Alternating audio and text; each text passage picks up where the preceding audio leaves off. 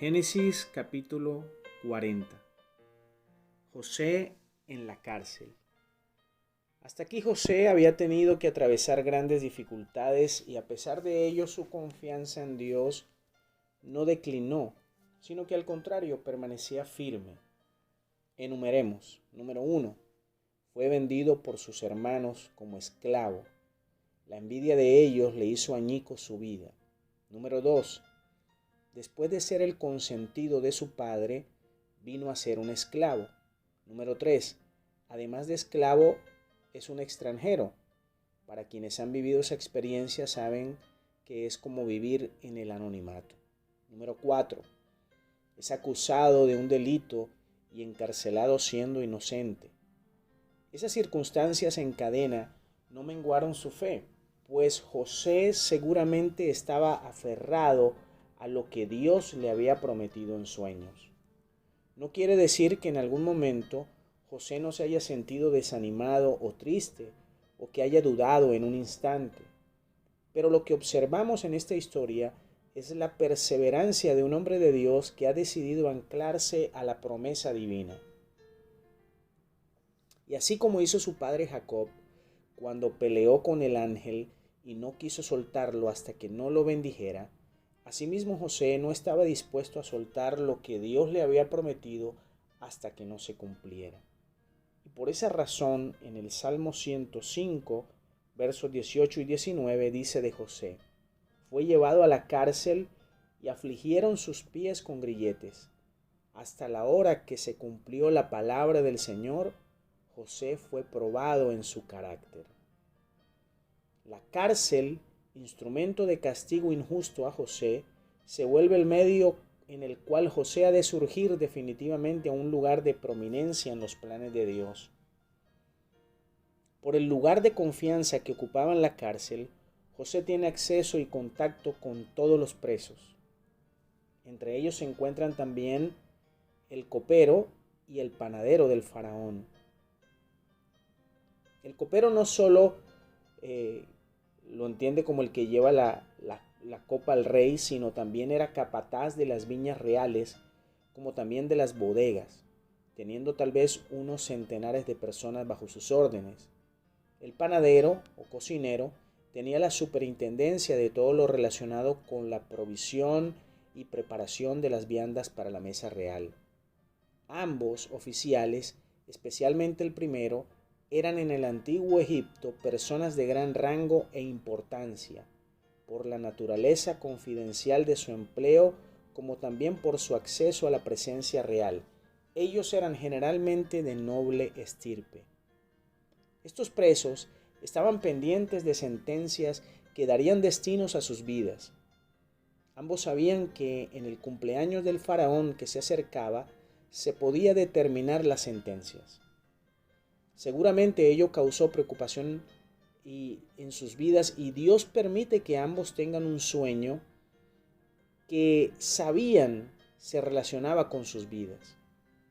José, atento al ánimo de ellos, les nota preocupados y así se entera de sus sueños y la ansiedad al no tener intérprete. José entonces se ofrece, aclarando primero que las interpretaciones son de Dios y no de ningún ser humano. Como los presos sabían de la relación especial de José con Dios, cuentan sus sueños a José. El primero en relatar su sueño fue el copero. José interpreta el sueño al copero anunciándole libertad y restauración en su cargo.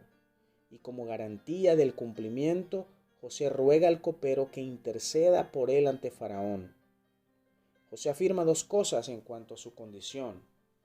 Primero, que él fue secuestrado de su tierra, aclarando que no es un esclavo. Segundo, él se declara inocente de la ofensa por la que se le acusa. Pero la palabra de un extranjero y esclavo no podía nunca tener valor. El panadero, esperando también una interpretación favorable, relata su sueño, pero Dios revela que será ahorcado al tercer día.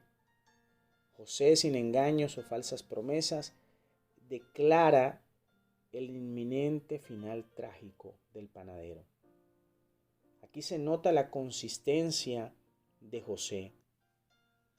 pues no le dice mentiras, sino que le revela lo que Dios le dijo que iba a suceder al panadero.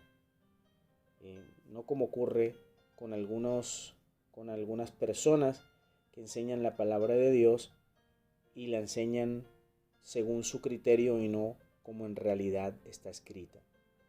El mensajero no puede cambiar la realidad. Ambas interpretaciones declaran el futuro inmediato de aquellos hombres.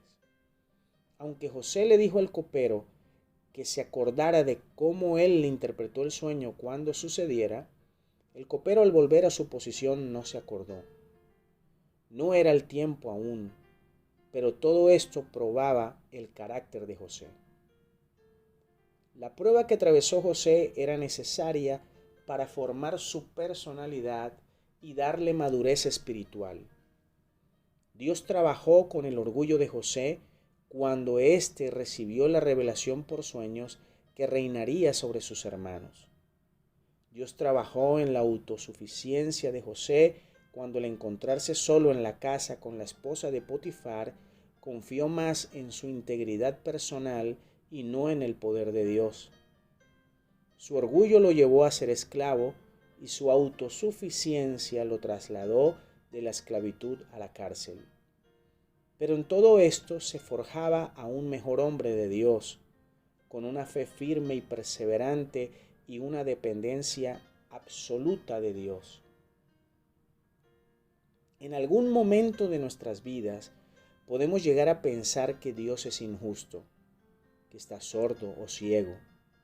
Nada más lejos de la verdad. Lo que ocurre es que Dios está trabajando en tu interior por medio de lo que ocurre en el exterior. El Señor es el gran maestro y quienes asisten a la escuela de la fe lo saben muy bien. ¿Y qué podemos decir?